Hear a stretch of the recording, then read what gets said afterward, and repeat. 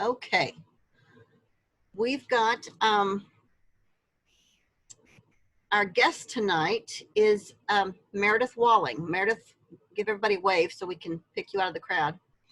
And Meredith is my my firstborn, my oldest child, my daughter, my only daughter, and my oldest child. Meredith has been a teacher, a special ed teacher for, is it 12 years now? You're gonna have to unmute. I did 12 years in classroom, yes. 12 years in classrooms. She has a good bit of her teaching experience here in the North Texas area, where most of us are. But 3 years ago, she did the unthinkable. She took my grandchildren away and moved down to Central Texas, to that weird place, to Austin, and got a teaching job at Eanes ISD, which not everybody knows Eanes, but they know Westlake High School, because I think they've won at football for years and have produced some pro players and other things. And it's out there on the west side of town, where a lot of the, I think that's where Matthew McConaughey lives. And that's good enough for me. His children go to Eanes schools, yes. Yeah, okay. So she's taught there the last 3 years that they've lived in Austin. And all of her teaching has been in, with more significantly disabled populations. She's taught in the North Texas area in Hurst Euless Bedford ISD, Northwest ISD, and Eagle Mountain Saginaw. And then now the last few years in Eanes ISD, and just recently took a position at the Texas Education Agency, at TEA, as a review support specialist. For the last couple of years, she's also on the side, she's done some blogging. Some of you who are in special ed may have heard of the Autism Helper. And the Autism Helper, what's her name? Sasha, what's her last name? Sasha what? Long. Sasha Long has a website that people who are part of the autism community adore. Teachers love that. And Meredith has worked with Sasha the last several years as one of her bloggers. And so you may, if you've frequented that website, you may have seen some of Meredith's writing on the Autism Helper website.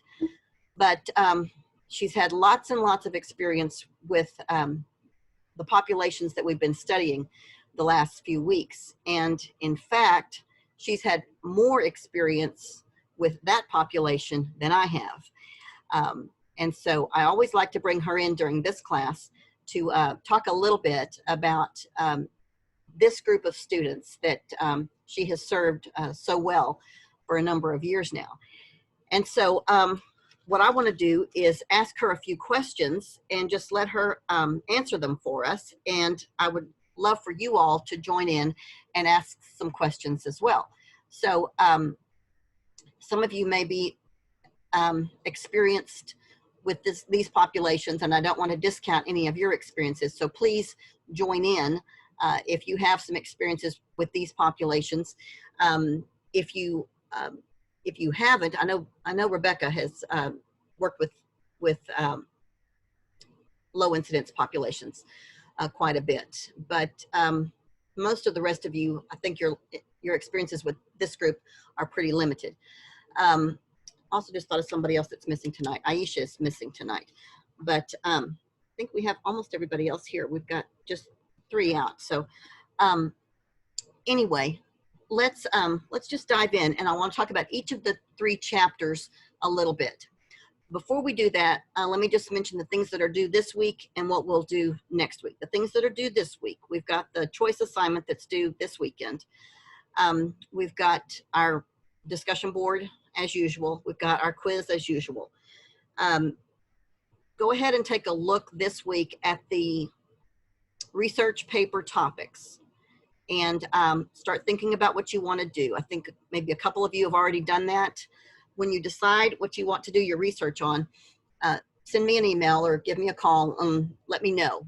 Most things are fair game. unless you've got a really quirky idea that we need to talk about more. But there's a list there. You do not have to pick something off of that list, but it's just to kind of get you started thinking about what you'd like to research. It needs to be within the realm of the things that we're talking about in this class, but you can kind of take a little bit of a dive into another area that is related to that if you'd like to, particularly if it's something that's related to your work or a keen interest that you have with this population. For instance, Sam is wanting to work on transition. And so he'll look at transition primarily with students with significant disabilities. So you can take a topic like transition and then steer it toward this population. So that's just an example. Look at that list. Again, you don't have to stick to that list. It's on this week's unit activities. Let me know sometime next week what you want to pick, and then the research paper is due the next week in Unit 6. So next week's Unit 5, you need to decide, and then the research paper is due the next week. So next week is just an activity and your quiz and your discussion board. Research paper the next week, okay?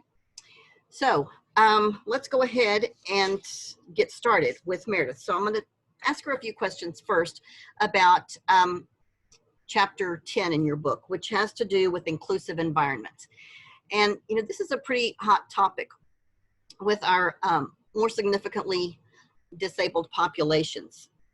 I want to talk a little bit about the success that you may have had, Meredith, with significantly impaired kiddos in inclusive environments. And we hear about that a lot, about inclusion, and it is part of our legal mandate to place kids as much as possible in general ed settings with their non-disabled peers. But how realistic is that really? And how much success can we really expect to have when we have kids who are immobile, who do not communicate through traditional means, who do not have any of the same academic goals as their same age peers? So how realistic is that really? Can you talk about that a little bit? Yeah, absolutely. I've taught now kindergarten through 12th grade, all, like my mom said, with significant impairments. And so I think it looks really different across the grades, across each student with their different impairments. Success is going to look really different, and the environment is going to look really different. I'm all about individualizing education as much as humanly possible, and so I've never been one for a one-size-fits-all inclusion setup. And so I've seen success from kindergarten to 12th grade. I had kindergartners that we put in with very significant needs. My first 4 years, I didn't have a single verbal student. And so all of my students had alternative means of communication. And when you're coming in at that kindergarten age, often you're really still in a problem-solving mode as far as their communication. And so we don't necessarily have the answer as far as that's concerned. So going into a kindergarten setting that might be for circle time, in the district that I just left, they have a full inclusion model in elementary where their paraprofessional support in classroom, and then based on the students' needs, they pull out more and more in middle school to high school, but still there's an attempt for inclusion all throughout, of course, for every student. So really great successes that I've seen over time. We had a student who was immobile, nonverbal, had a degenerative nerve disorder, and a lot of people had said, he's just, park him and he'll be good. He'll be good. And we actually had some amazing educators, general educators, we were in the same little outside building with the 5th grade, and he was in 5th grade. And I said, do you think we could try it? We could see, what we can get out of it. And so we started with that student in a 5th grade science class, and he just came alive with all of his peers around him, the incredible educators that were leading the class, and we found out how much he was really taking in. He wasn't able to show us a lot. He had really limited mobility, and he would use eye gaze to communicate frequently, but he would started to laugh at jokes on cue.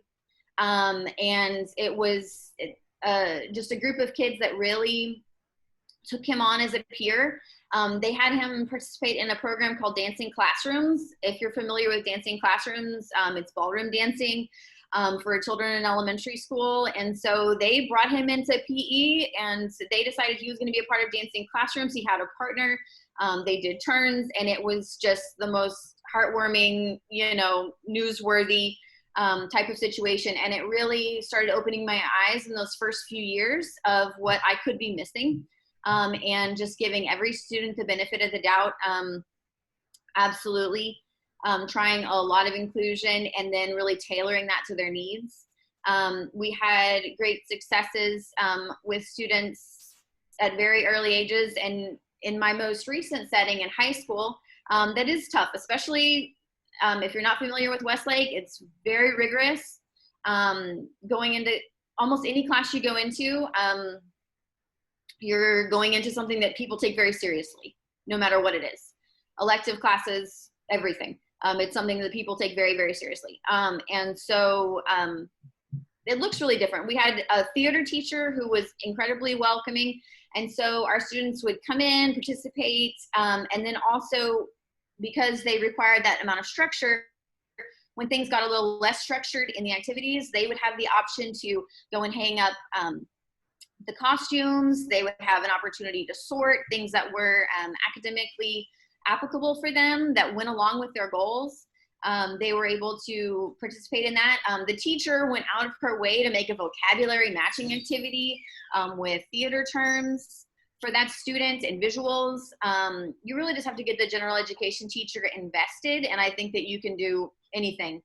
Our robotics teacher got really into having our students come in, and he kind of created a curriculum that went alongside his internationally renowned robotics students, where our students had like a Lego-based curriculum set of activities in his robotics class. And so they were sitting alongside their same age peers.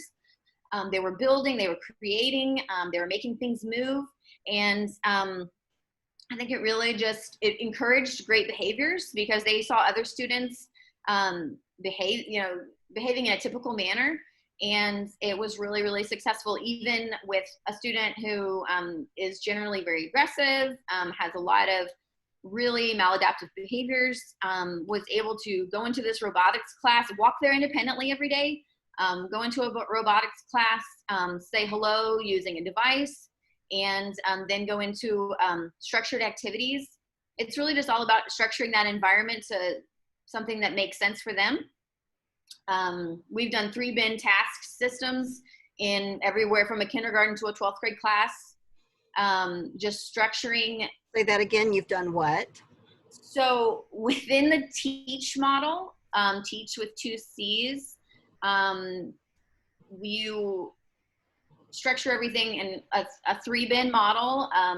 You're saying BIN, bin? Yes, 3 bins, which is kind of how I spent several years of my teaching, making everything into TEACH stations. That worked really well for the students that I had at the time. And so we would go into a 2nd grade class, and they may have a book and a worksheet and an extension activity. And so I would meet with the teacher ahead of time. We would see how we could, scaffold, we could accommodate. And she even went out of her way to make adapted text for the student. Funny situation with that is it was going really poorly at first, this student in that 2nd grade class. And so I came to her and I just said, I don't think this is the right setting for him. Maybe I'll try a different teacher. And she was so offended. She just acted like, this is ridiculous. I can do anything. I absolutely will not let you take that student out of my class. I will do this, and I will do it well. We have a lot of, type A, high achieving people in education, and they don't want anybody to think that they can't do it.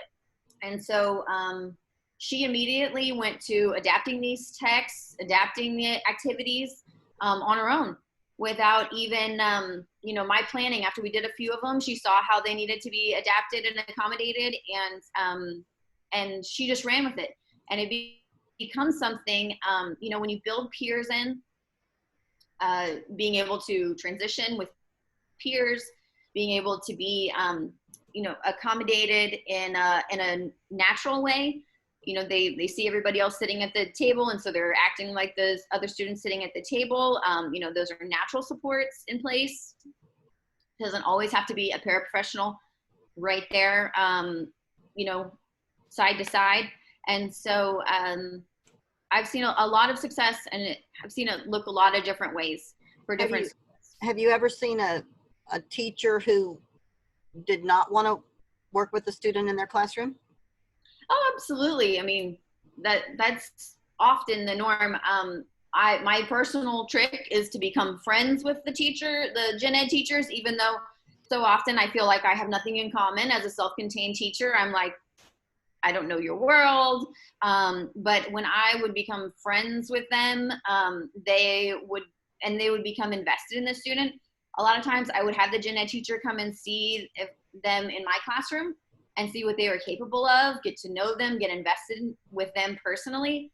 They became not just a name on a roll or a number. They became another student that they were really invested in. I think inherently most teachers are really good and there for the kids.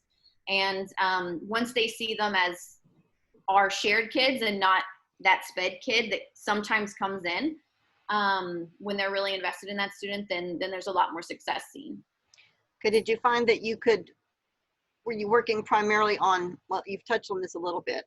I was going to ask you if you worked primarily on socialization, or if you could actually integrate some of your academics into that inclusion time. But you touched on that a little bit with socialization, I think, has to be really intentional. Mm-hmm. Just being in an environment doesn't mean it's social. Just plugging a student in and sitting them at a desk, you have to create those social opportunities. Especially, a lot of times people would be like, we're bringing a kid in for circle time to be social, but like circle time or morning meeting is often a mostly quiet time. There might be opportunities to talk, but it's not a time for them to talk with each other. If we want socialization, we're planning on lunchtime, we're planning on recess, we're planning on, specific days when there's going to be cooperative games in PE. And those all have to be intentional too. I used to send my students with, my high school students, with a list of questions that they could ask their peers in the lunchroom, really needing those communication supports. But absolutely, I think you can work on academic goals. I think everything that I'm working on an IEP is a prerequisite skill. And so if you are able to break something down, we used to break down in choir. We used to have my students match solfege. They were a student who could only really do exact matching. And so I had a solfege scale, and they had visuals that they would match to the exact same, hand signals on the solfege scale. And so they were doing their matching in that environment. We're getting more data for their matching goal. And they were in an environment where they were seeing it reinforced from the front of the room. What about reverse inclusion? Have you had any experience or success with that? Reverse inclusion, I don't think takes the place of inclusion, but it could be an additional opportunity always. And I've done that since my very first setting. It actually started with that student that was in 5th grade. Students from that same class said, we want to hang out with him in his class. Could we come in during our recess time? 5th grade students were always interested in playing on the jungle gym. And so they said, could we come in during your class? Could Could we, plan to play a game? Could we do an activity? Could we do a craft? And so that's what kind of started a Best Buddies or type of circle of friends club. A lot of times we would do that. And then at the high school I was at, there was a class called Peer Helpers that students had to apply for, put in an essay for, and then they could be in my classroom for a period every day. They got a grade. And then we had a lot of, young special educators, occupational therapists, speech therapists coming out of that. I saw so many great ways to do that. A lot of times our students, it was also an available class at the middle school in my district, and they would go up through middle school and high school. And so the transition from middle school to high school, they had, similar people that were volunteering in the class. And it was just awesome. We had one student at the high school who was selectively mute, and she would not speak to a teacher. I mean, years of this. You get a peer in there and she's verbal and she's, reading and she's talking, answering the questions. But it was to an adult, it was not a word. And so we really saw a great opportunity with peers in her classes to bring out a social side and just a expressive side to get her academics done. So really great things within reverse inclusion. I've had a lot of students, like I said, go on, even students that I had in elementary now or in high school, applying for colleges, and they're, writing their college essays about their opportunities in those classes. So they can be really impactful for all students. Anybody have any questions for Meredith about inclusion? I had a question. The 3-bin model that you were talking about, are those like task boxes pretty much that you just take with you? A lot of times they would start off as task boxes. In my classroom, they would be task boxes. You start off with like a simple put in, take out type of, scenario. And then once they were used to that model, we could adapt the classroom activities to that. Sometimes at the beginning, so that they would have a familiar activity, I would bring, pegs or something easy, some color sorting or something, so that they got used to that. But then we would start to incorporate things from the gen ed classroom into their bins. It might just be one of the 3 bins. It might just be a leveled reader. They were just asked to flip through, not to read out loud or anything. Or it could be, any number of things, even a game to play with another student, but incorporating more of the gen ed expectations into those bins. It was a fading system of what they were familiar with, and then bringing in new academic opportunities. I have a question about training your gen ed teachers. At the high school level, when you would go into those CTE classes, prior to those students going into those classes, do you train your, especially your CTE teachers who, like in our case, many of them do not come from education background. Right. And yeah, we have a lot of that, especially where it was, people who had experience in coding or, a lot of different things. Yeah. So definitely going in ahead of time. We were really lucky at the high school that they had PLC time. And so I would go in ahead of time, and it was definitely a process. But they were really exceptional educators and took it as a challenge. And I said, I know this is going to be tough. I know this is not your average situation, but I'm gonna challenge you to take this student on and see how we can incorporate them into this class. And once they were, like I said, invested in that student, it really worked out. But definitely, training them to a degree, and giving them the heads up of what things could look like, what maladaptive behaviors they could see. But we really had, a high incidence of success, and really more of mimicking positive behaviors instead of, exhibiting a lot of negative ones. Mm-hmm. But definitely going in and talking to them ahead of time. Well, in those situations though, do you find that your paras are the ones who are like accommodating and modifying and, you know, making the things for those 3-bin systems, or through that initial training, are you finding that your teachers are stepping up? A lot of times, you know, if I say, you know, this is a student on your role for this period, Mhm. or you know, in the gen ed, the lower levels, I said, this is a kid who is in your class. Like they are going to be in your class picture. They are going to come to your class parties, and they are in your class. You know, give them a number, whatever you know, Right. incorporate. And so they definitely were able to start to see that student as their own. But it just takes a lot of proactive and not. I have a tendency to maybe get defensive about my students, and want to be the advocate warrior for them. And I had to kind of train my social skills myself, to not, you know, go in guns a-blazing, like you better do this for them. But go in and be like, I know that you're going to be amazing at accommodating this student because you're an amazing educator. I mean, even if I have no evidence for that. You just go in, you know, you catch more bees with honey. Like you gotta go in, positive attitude, and really believing that they are going to, and convincing them like you can do this, because I've heard from everybody that you're the best kindergarten teacher. That's why I chose him for your class, you know, and so you just go in and really, you know, build them up, and they're like, yeah, I can do this. This is going to be great. And yeah, then you see a lot more of them, and really encouraging the teacher to interact with the students, as opposed to the paraprofessional. If they feel no connection, no emotional connection to that student, if they're never interacting with them, then that work is not going to be done by them.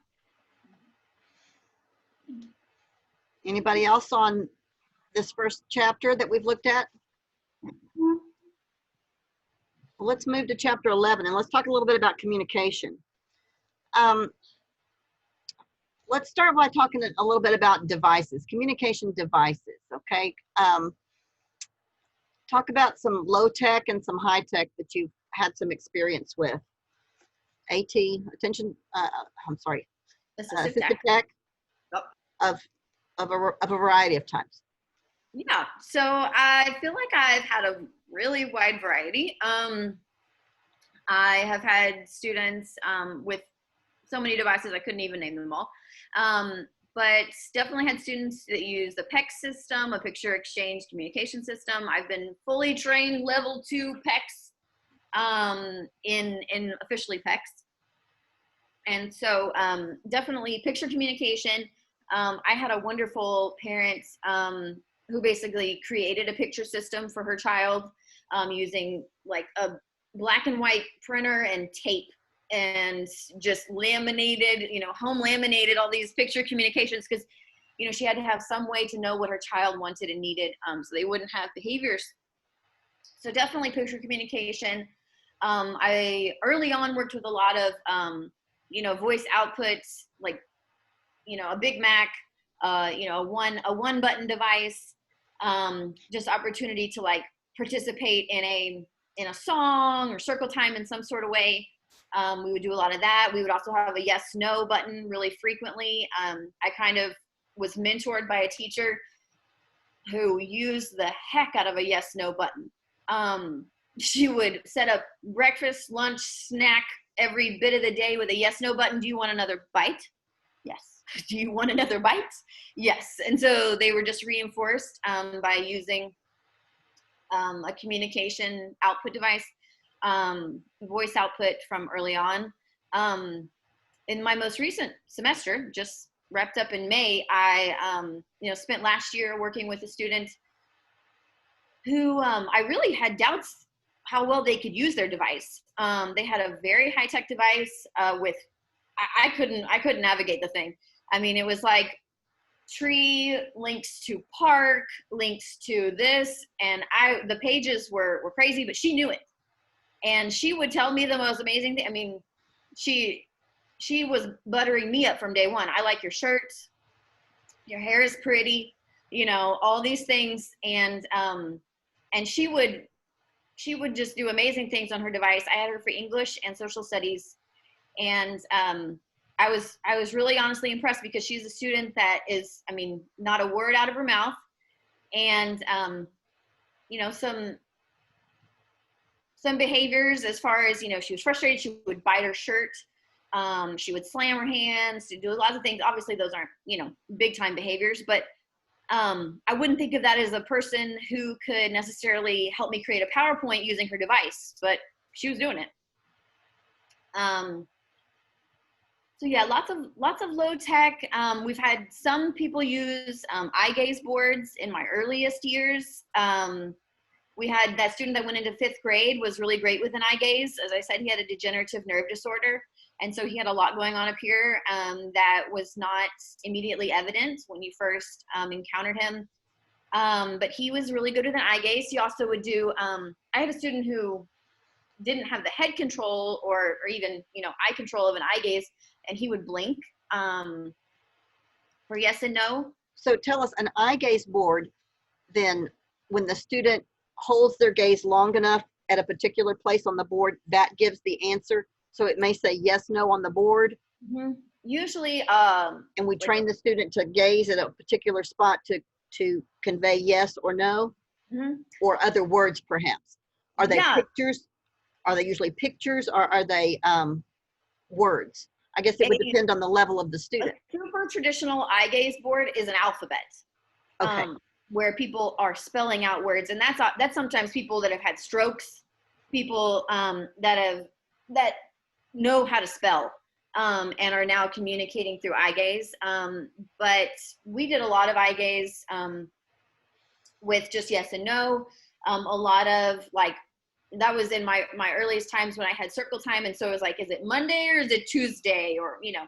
And they would look at Monday and really look at Monday, and I was like, awesome, you got Monday, or you know, which one is red or blue, or you know, I did a whole many years of Star Alt that way, choosing between, and that's when I was really glad to have my ability to manipulate the materials and you know, cut them apart and things. Now we have the cards included in Star Alt. But yeah, just being able to, you know, to give visual options, and that can be so many things. Yes, no, pictures, you know. I mean, and then you can make it as complicated as like, which character was doing this in the book, you know? And so they are looking, you know, you might give them even more options. You might put it on a board where they have the one student that was in a wheelchair. He had a clear board with Velcro pieces on it, like Velcro spots, and we would line up answer choices and set it up in front of him where he could, you know, eye gaze at a specific one. And so yeah, a lot of eye gaze is tough, and not everyone can do it, but it can be really eye-opening to what they are taking in, especially in a student that's nonverbal, and sometimes, you know, orthopedically impaired, often orthopedically impaired, because you could also offer all those same options, you know, to points if they don't have an orthopedic impairment. That can sometimes be faster than eye gaze and easier to tell what they're answering. But yeah, lots of different devices. We've had students that use, you know, like an iTalk, like a 9 button. We have students who, lots of students with iPads nowadays, using a variety of apps. I mean, Prolo, Quota Go, lots of different iTalk, GoTalk. GoTalk usually has minimal buttons. We had a student who had a screen that was either hi, bye, yes, no. I think that was her all the time pages. And they had to be really, really big. She had extreme vision impairment. And so they were color coded, and that was on her iPad, you know, with a carrying case, because we know with devices and PECS boards that included in that, you don't take their words away. You wouldn't take someone's voice away, so that needs to go with them all the time to inclusion and to lunch and to the bathroom and on the bus, even if you're afraid it won't come back charged. That's always the struggle, is charging with those devices. but yeah, you want to make sure they always have their words with them and respect that.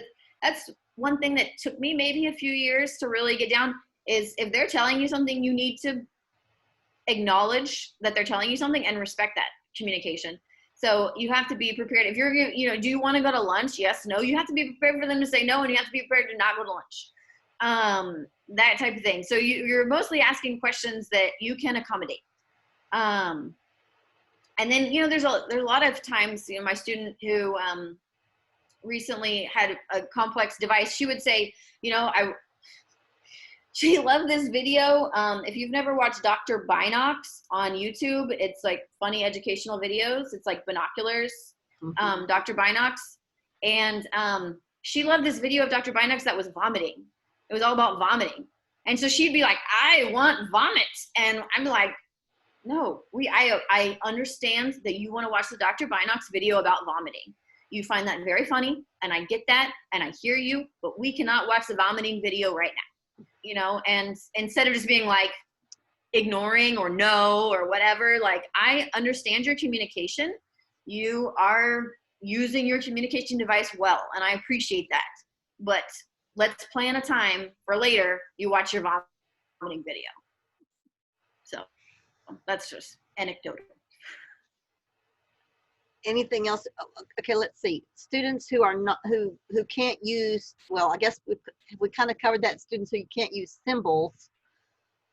What about students who can't use symbols, even with, are there students who can't use symbols even with eye start to look gaze? towards body language. Yeah, absolutely. I've had students who are visual impaired, hearing impaired, orthopedically impaired, intellectual disability, speech impairment, all the things. And you really just have to look at body language a lot. From that, you start to look at preferences.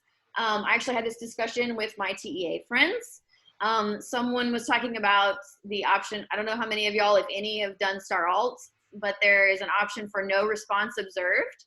And she was referencing no response observed. And I was like, unless a child is in a coma, we have a response. That you can observe a response.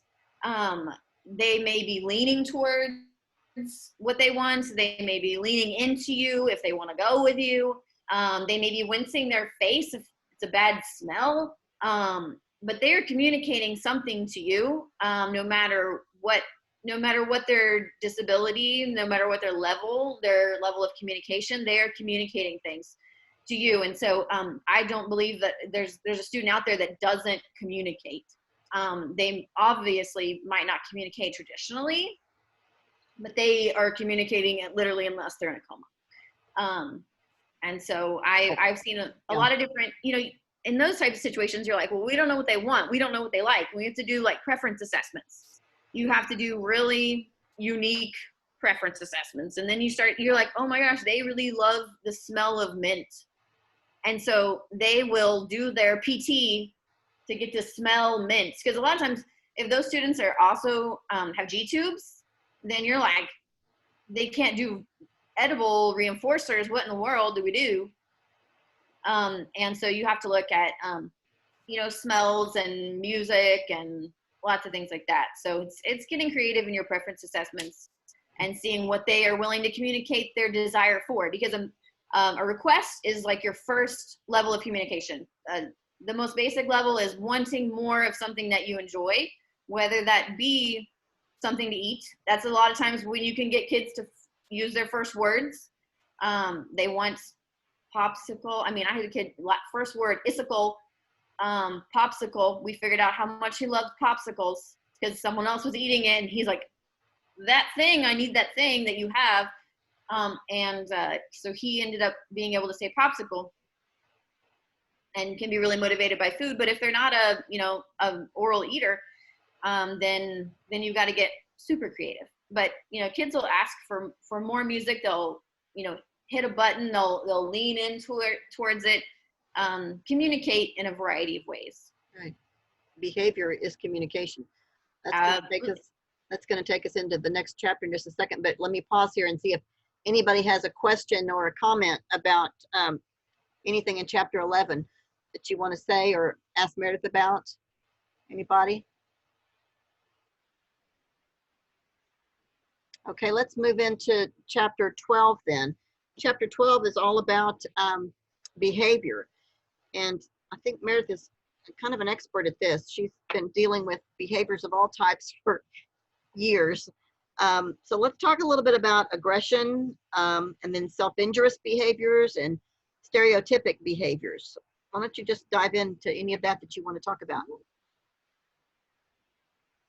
I'm writing all those down to make sure I hit them. And I want to wind up in about 15 minutes. So let's Yeah, kind of keep perfect. it to that. can totally do. Okay, so aggression, I have seen more than my fair share of aggression, which is probably the biggest reason why I ultimately went to an opportunity outside of the classroom. I would say that I've done this, as I said, for 12 years, and I have gotten injured in some way every year. Sometimes, you know, all the day-to-day minimal injuries and some larger injuries. So I've dealt with very serious aggression from kindergarten. Anyone from below kindergarten, 3-year-olds can hurt you. 3-year-olds can aggress, all the way up to, you know, you're graduating out of 21. And so aggression is really, it took me a few years to really be trained in functions of behavior, because I used to just be like, stop, no, don't do that. Don't, you know, why are you being bad? That type of, you know, not understanding the situation. And, you know, that's just from being 21, 22. Started teaching at 22. And so really looking at functions of behavior, once I really understood that concept, it was a game changer for me, because then we need to be able to meet that need. They know functions of behavior, like what those would be: sensory, escape, avoidance. Those are familiar? Yes. Well, I don't know. We haven't covered those directly in this class. Okay. They may have had the behavior class, and some of them have not. So touch on those if you want to real quick. Yeah. So wanting like an object, wanting something tangible, a tangible reinforcers would be trying to get one of those would be a function. Escape, avoidance, trying to avoid work, avoid a situation. Sensory, trying to meet a sensory need, and I'm forgetting. What's another? I didn't study before this class. So you just have to look at what is the function behind the behavior. Why are they doing that? So if they're hitting you because you put a math page in front of them, or you put an activity in front of them, that's pretty obvious escape avoidance behavior. And so you have to just look at how you're going to get that expectation done in a way that is safe for everybody. So that can, you know, the same concepts apply as far as chunking, doing a little bit at a time, a lot of reinforcement. You know, you do one tiny bit of the activity and you get a reinforcer. And so a lot of kids will not hit you as you are handing them a cookie, or if you have the cookie in your hand. And so and with edible reinforcers, I could do an hour on edible reinforcers. You often have to get those down really, really small, especially for students as they get older and their metabolisms are poor. You know, we had a student who did edible reinforcers with Reese's Minis cut into quarters. And so when she would be reinforced, she would get the tiniest sliver of chocolate and peanut butter, but it was enough to keep going for that next one. So then we got to where she only was reinforced with a quarter of a mini every hour. No, every 15 minutes. So a whole mini every hour. And so we were like, the calories of this are worth it, you know, when you're working with the parents. So aggression, obviously you should be, if you're dealing with aggression, with any frequency, you should be trained in de-escalation. That's often, you know, crisis prevention and intervention, which I was a trainer for years. They have a specialized autism crisis prevention intervention training, which is awesome. They really look at functions of behavior within that context, more so than just the regular CPI training. And down here in Central Texas, a lot of people do SAMA, which is just another option, another company that offers the similar training. as far as Yes. de-escalation techniques. Is Matt still around? MANT, I've heard of MANT obviously, but I don't know of anybody school district wise that does MANT. I think most people are using CPI right now. Right. Yeah. Most people do CPI, and I think CPI is awesome. I worked very directly with them. As a trainer, you do a lot of back and forth with them, and they have a lot of trainer support and a lot of practitioner support. If you're really having troubles, they are happy to problem solve with you through the most difficult, aggressive situations, as hopefully are your district staff. I would say, just a note on aggression. Don't let that become the norm. Ask for help. I probably didn't do that enough in my earlier years. I wanted to be seen as tough and that I could handle it and that I wasn't a baby. I wasn't scared. And I wasn't any of those things, but I also maybe wouldn't have the 9 to 10 concussions that I have now that have kind of necessitated me moving on to other opportunities. Because when you go in and you're like, oh, I've had 8 or 9 concussions, they're like, you're really bordering on brain damage. And so you can't keep doing that. And, as far as aggression, I've definitely seen it decrease over time with students as they, get to know me, get to know that I am absolutely there for them. I want them to get what they want. I want them, if it's a sensory need, I want you to fulfill that sensory need. Let's figure out a positive way for you to fill that sensory need. And that kind of leads into self-injury a lot. It is a sensory need a lot of time that they're filling. And it's self-injury is really, really flipping hard to find a replacement behavior for. Because once you got that addiction to dopamine, it's really, really incredibly hard to fix and to, so you have to figure out ways for them to really get another chemical release. A lot of times there's a lot of physical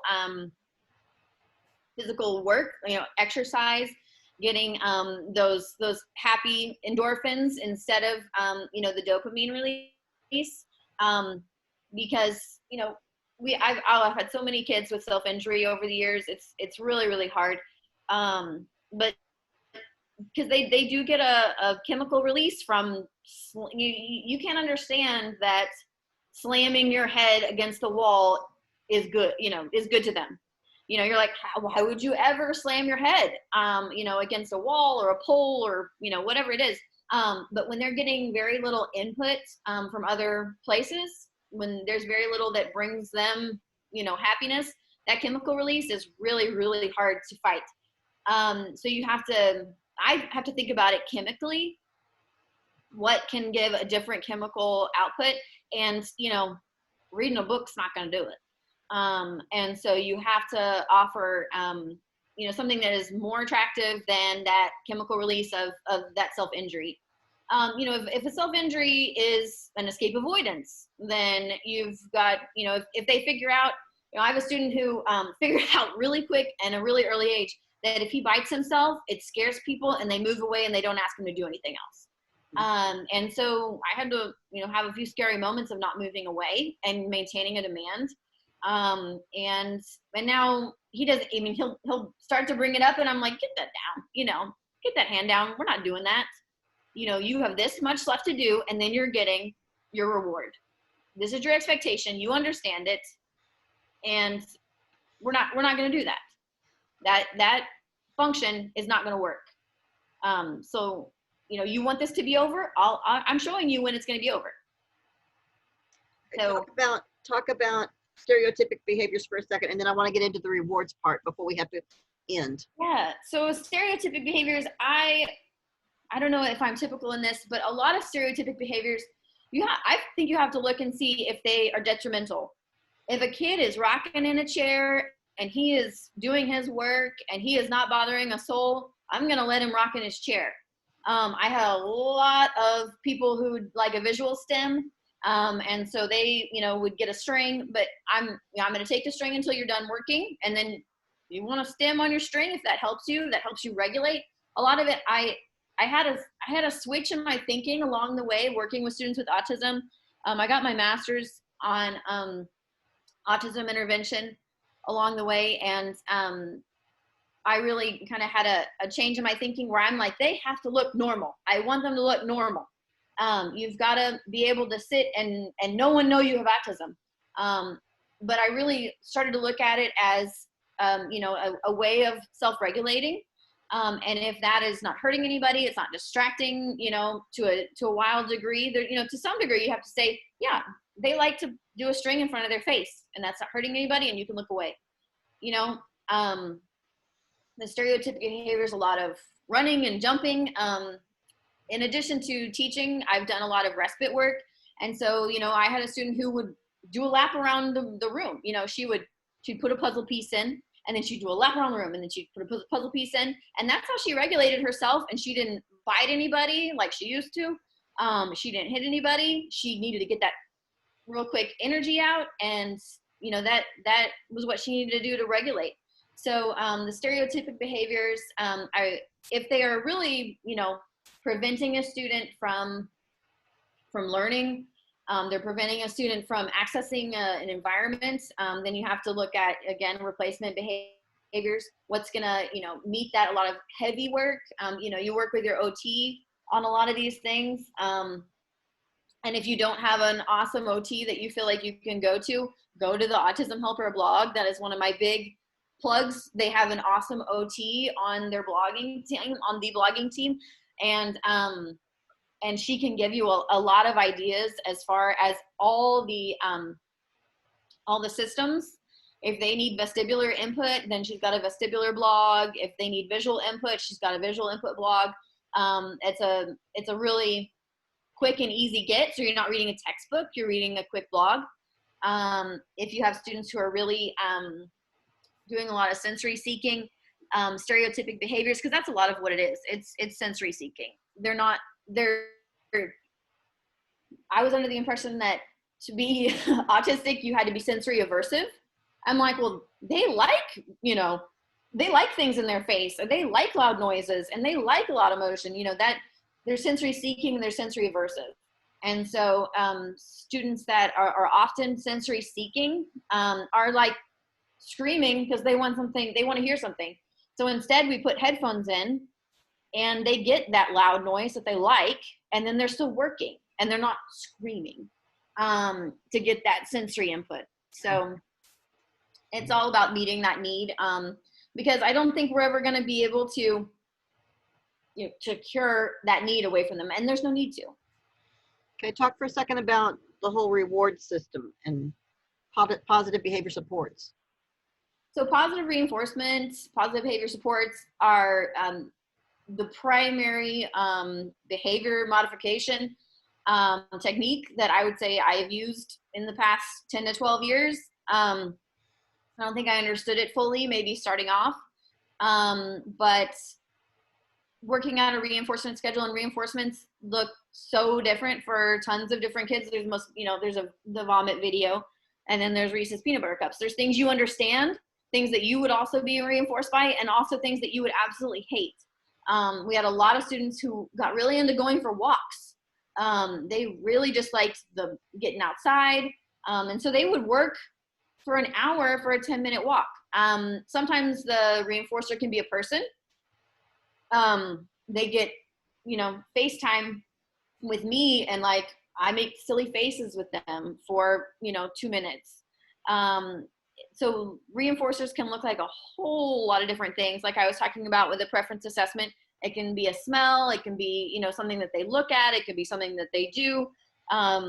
But I let reinforcement time be their time. I don't try to say, oh, you're not playing with that toy in that right way. Oh, you shouldn't like the smell of that, or whatever it is.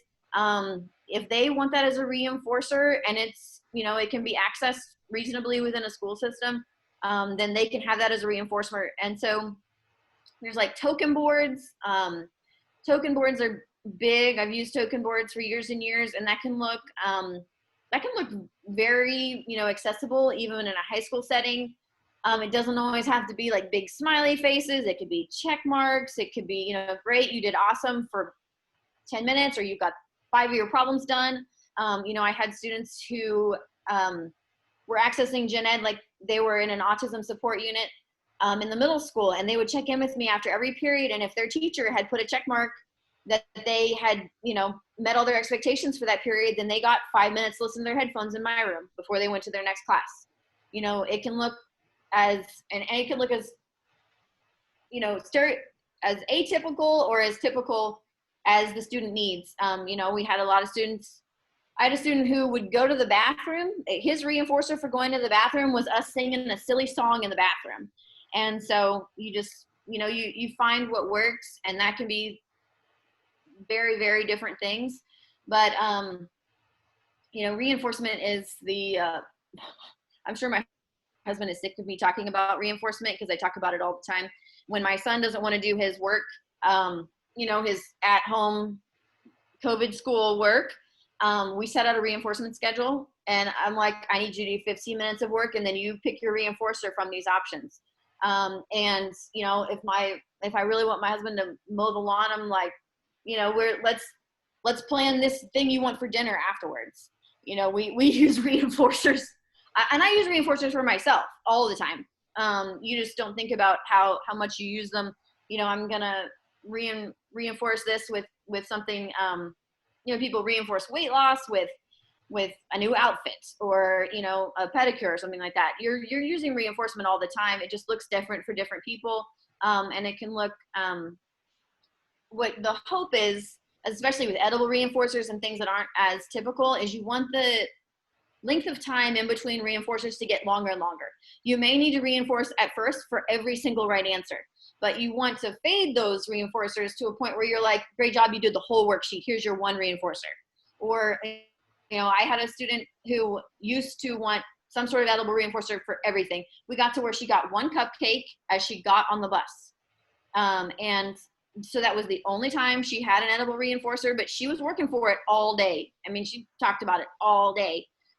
But we only had to do that one reinforcer because she's 19 years old, and she can wait that long, and she can keep it in her mind, I'm going to have that reinforcer. So it has a lot to do with how long your students have done reinforcement systems, you know, their retention, their memory, if they have good short-term memory, and just how reinforcing that thing is.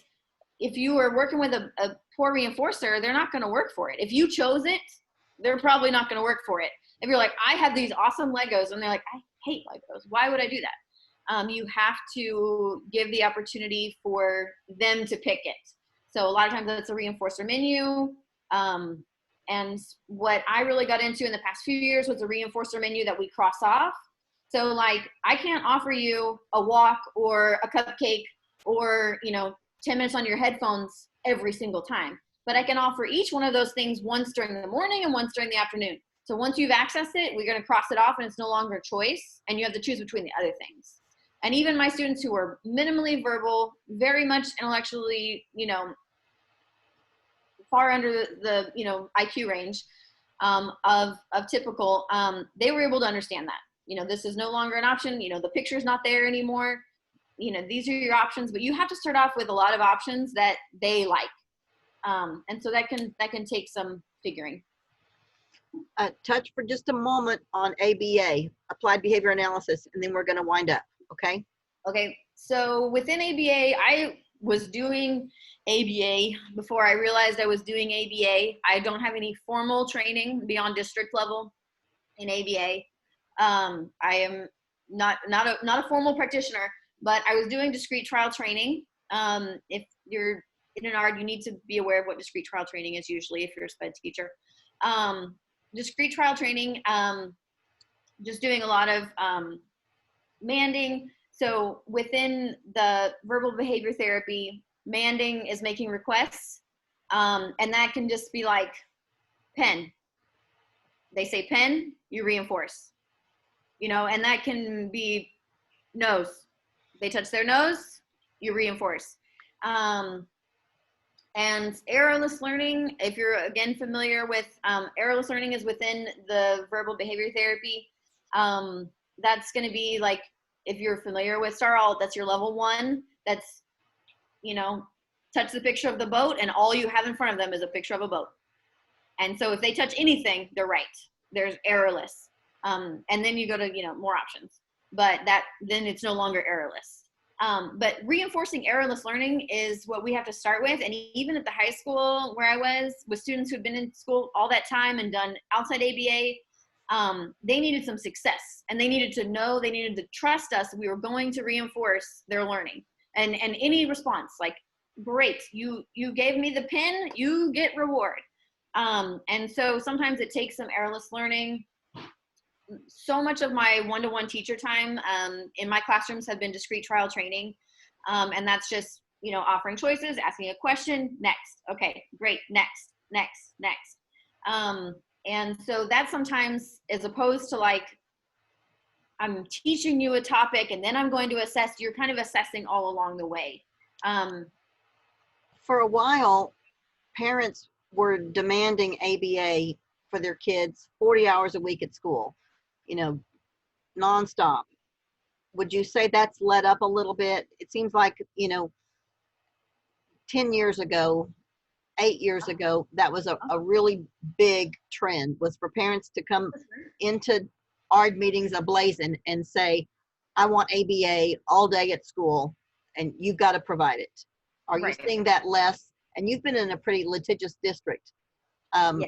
I was in a district where we met several kids at 14, 15, 16 who had been in ABA private programs for 40 hours a week. And now their parents were saying, we need some school for them. And I would say that we use ABA concepts all throughout the day at school. When you're doing, you know, ABA is applied behavior analysis. When you are analyzing their behavior, their functions, anything that they're doing, you're analyzing it and you're using that to, you know, to make your decisions about their education. You're using applied behavior analysis concepts. You may not be an ABA therapist, an ABA, you know, anyone who's passed the certification test, but you're using concepts of applied behavior analysis, and those things, discrete trial training, manding, errorless learning, you're using ABA concepts throughout the day. I would definitely say it's let up to a degree, but yeah, I'm coming from a place where some students still would come to school, our school, Monday, Wednesday, Friday. They would do all day true ABA in a clinic. I would say what I've always heard administrators say is that we cannot provide a clinical environment in a school setting. We can't provide a one-to-one discrete trial training all throughout the day. And there's a lot of transitions within the day, so it's no longer a clinical setting. If they, you know, in the situation that I'm coming from, they did want a clinical setting for 2 days a week or 5 days a week. And I think that there's a lot to be said about shaping behavior through concepts of ABA. I could definitely tell my students that came to me at 14, 15 that they had a lot of experience with private ABA. And it was positive. You know, they would sit down and they would answer questions for me because they knew, based on their experience, sitting down across from an educator was going to result in rewards. And so I don't really see it as a negative that they had that past experience.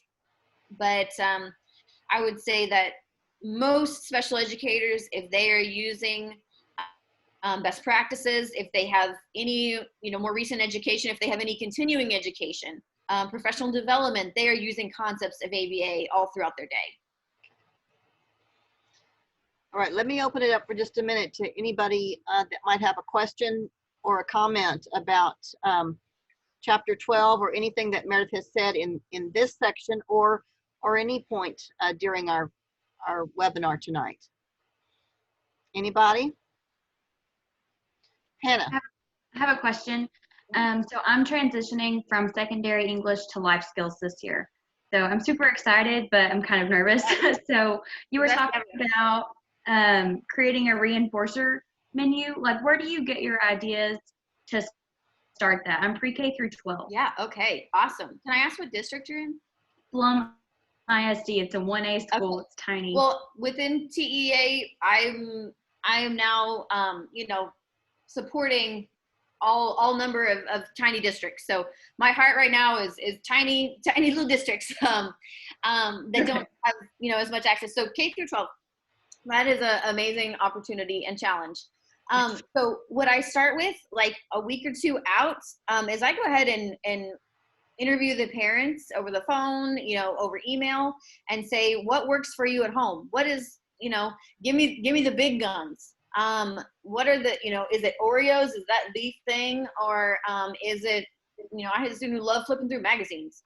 And I wouldn't have known that if I didn't, you know, ask the parents. They can provide some options for reinforcers, and then just getting a incredibly wide range of options in your room and just seeing what they gravitate to. A lot of times in a reinforcer preference assessment, you put 5 different, you know, fidgets down, and whatever they pick up first is their preferred fidget. You know, you put 5 different snack foods down. Do they like, you know, Cheetos or Cheez-Its or, you know, whatever. And see what they grab first. It's definitely going to be a few, you know, days, weeks at the beginning, figuring out what those preferred reinforcers are.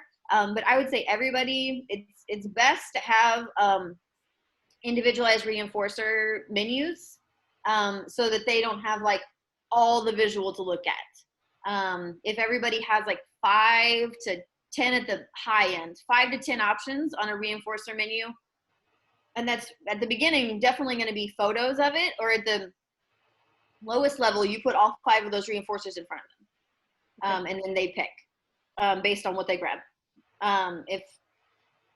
So definitely asking the parents first. I mean, you can Google or reinforcer menu and give you a you know, just image search it. Okay. And they can give you some wild ideas. Thank you. Hannah, I think that Meredith could probably be a great resource for you in the coming weeks, and I know she would be happy to Email me. do that. So Meredith, what email address would you like them to use if they have a question for you? Yeah. Do you have a chat? Yeah, there we go. I'll put it in the chat. Okay, let's see. Yeah, there's a chat. Yeah. Walling.meredith G is my personal, and I get a huge kick out of helping people. People who I love life skills. Life skills is my joy of life, and even going out of the classroom, I just feel the need to be around my wonderful people. And so, you know, as soon as things let up with COVID, I'm going to go back to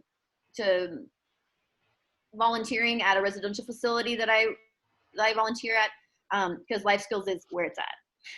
Definitely. So Hannah, really, Meredith would be thrilled to help Please you out with respond some to ideas. help. I know. Okay. I will I have definitely tons email of resources. Thank you And so much. even if you're doing it online, if you end up in an online model for whatever that reason that is, I've done that now. So I know how bonkers it is. And it's very challenging doing life skills in that setting, but there's ways to do it. Okay. Thank you so much. Of course. Okay. I will any take other- those ideas also. Yeah, Yes. Andrea too. Yeah, please email me. Anybody else? One more question for you, Sure. and this is more about a future question. Oh, that's Meredith, Teresa, a sorry. lot of I'm sorry, what? I thought it was Stacy talking, but it's Teresa. Oh, Okay. it's me, yes. Stacy just A came lot on of your us picture. in this class are going to be diagnosticians, and we don't have life skills experience. I have 20 years of inclusion and resource experience and 0 life skills experience. So Meredith, as future diagnosticians, how do we support a life skills teacher that we really don't know what goes on in your world? Well, you need to carve out some time to go down there. Right. Like first week of school, if you don't have assessments that, you know, are due right away, because hopefully you don't. Yeah, you've got to go in there and meet them, and just be prepared for anything. A lot of times I would tell people to wear, you know, minimal jewelry, some flat shoes, maybe their hair up, just to be prepared. Minimal but- jewelry is a great idea. But Minimal jewelry is a great I idea. know that for a fact, don't you? I have a giant hole in my earlobe because of a trip to a life skills classroom. I got my earring yanked a number of years ago. That is Yes. what I always have to tell my paraprofessionals. I just started wearing jewelry now that I'm, in this online office setting for the first time ever, but I still have mostly studs. But yeah, definitely make the time to go down there and just let them know that you are really open to a lot of assessment scenarios. I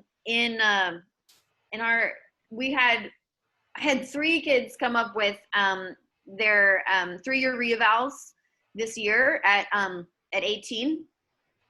And we wanted them to go to our transition center with really great reevals set and ready to go.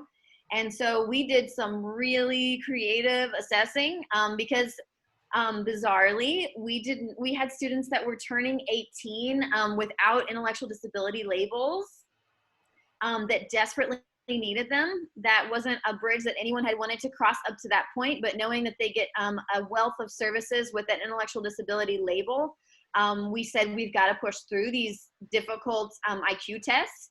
And so one student, we did an IQ test while walking around the football field. I walked with the student, and the person doing the assessment walked backwards, but he got more assessment done than anyone had ever gotten with that student because we stayed in motion. He did it while the student was jumping up and down on the trampoline, asking for responses as they jumped up and down on the trampoline. And so they just let them know that you're willing to be creative, you're willing to meet the student where they're at, and that you understand that their day-to-day, every day looks different, and it looks very different from other teachers and maybe what you've experienced. But I would say the biggest thing is having had eyes on that student before an ARD, no matter what. Even if you don't get down there in the first week, every once in a while, not very frequently, I've had amazing diags, but I would have a diag talking about a student and they had never laid eyes on them. And I was like, I don't even want to be in this meeting with you, because you're asking if we need a personal care supplement, if we need Star Alt. I mean, these things are absolutely, we have to have these. And so please try to get down there at the beginning, just so that they know, like, you're an ally, you're someone who wants to be there for them and wants to know their students. And also, just if you can't get down there in the first few days before an ARD, make sure that you have eyes on that kiddo, and you have an understanding of them as a person, and not just test scores and things. Perfect. Thank you. Great question, Teresa, and good answer, Meredith. Anybody else? I had a quick question. Tracy. Have you had any difficulty getting your school districts to allow you to have foods as reinforcers? I would say no. Because I encounter that quite a bit. They don't want certain foods, or they don't want any foods? They don't want They any want food. to They buy have food? actually said that they are no longer going to purchase foods for the students. And the students that I'm working with right now, they're mostly students that are receiving reinforcers for social skills activities, Okay. behavior things, not as much academic. Mm-hmm. But of course, the behaviors are affecting their academics. Right. Yeah, I wouldn't say that I've been in places where there wasn't necessarily a budget allowed for that. And so I started asking from the parents, and even, parents that didn't have a lot. If I explained how great this was going to be for them, they sent those reinforcers. They came up with lots of options. And so definitely it might not come from the district. Budgets are tough. I've had schools where they're like, you have $100 budget for everything for anything. $100, you get $100 for the year, for anything you need and everything you need, and that's it. And so, yeah, just reaching out to parents from the get-go and not assuming that anyone's going to turn you down. And then, I've had also really generous teammates, lower grades, where they've sent in classes, class snacks at the kindergarten, first grade, second grade level. You know, and a lot of times now that we're not sharing snacks as much, in times of COVID, I would ask parents to send send an extra pack of gummy bears or, you know, chips or something in their bag. And I know that's their reinforcer. And so they're not necessarily spending 20 extra bucks. They're just sending one extra pack. And I know that that's for reinforcers. So I'm trying to avoid buying them as much as possible. I know that that's, you know, something that we take on as teachers a lot, buying things, but yeah, I've had great success asking parents, asking other teachers, and my paraprofessionals a lot of times would get into buying things for, you know, for their kids, because they're their kids too. They love them. Good questions. Anybody else? All right. I want to say thank you to Meredith for taking time out of your evening and neglecting my grandchildren. So They're okay. They don't mind a little screen time here and there. good, good. All right. And thank you all for attending and for asking some great questions. Any questions related to anything else? Class related? All right, I'm going to open up the quiz, and everything else is due, well, everything's due Sunday, okay? Let me know if you have any questions, and I'll go ahead and close out tonight and post the video here in a little bit. If anybody feels the need to review, okay? Thank you all so much for your attention, and I'll see you next week if you have time to sign on, okay? Thanks again for participating. Thank you. Thank you. Thank you. Bye, y'all. Thank you. Thanks, Meredith.